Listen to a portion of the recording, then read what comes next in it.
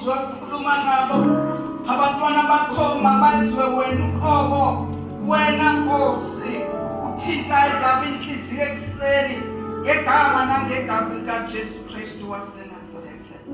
Hallelujah.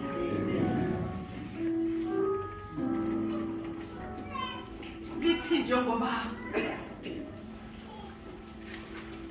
sivamile kukho konke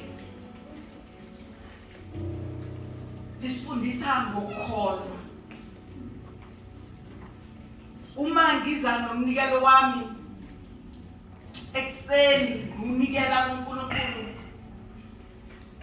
I think ngiqala ngokuthi ngizinikele mina.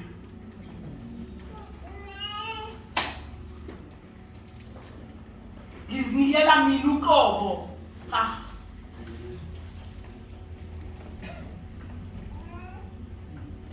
Before ngizonikelela uNkulunkulu okwakhe.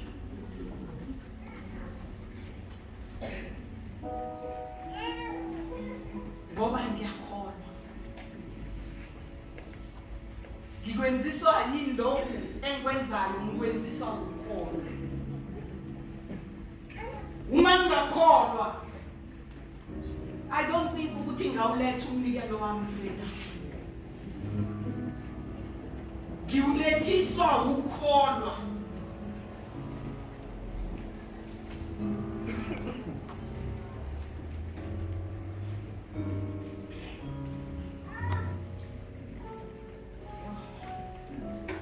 Ngilethiswa uthando enginalo nomthando.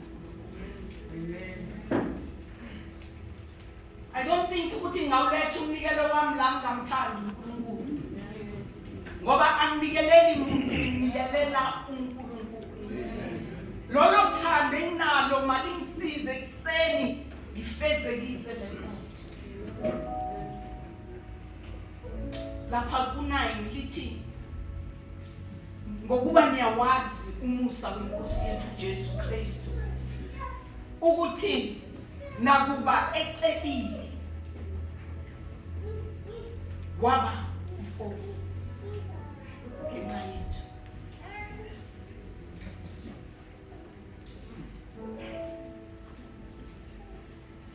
Ukuze ngobumpofu bakhe niqede.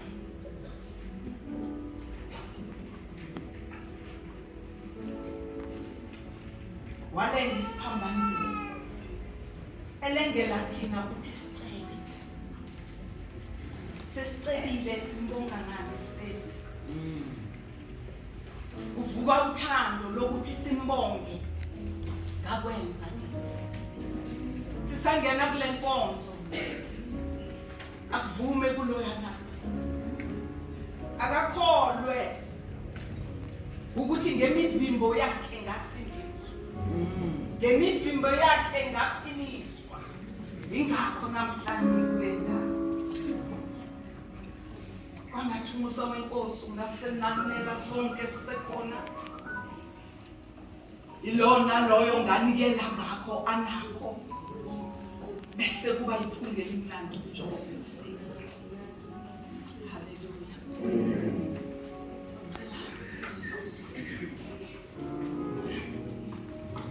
Heavenly dear God, we thank you for your word. Lord, we know what offering is because you offered first. In the name of Jesus, Father, we pray that may you bless the hearts of your children as they're about to give. In the name of Jesus, and I pray that may you open doors and breathe life, my God, upon their finances. In the name of Jesus, we have prayed. Amen.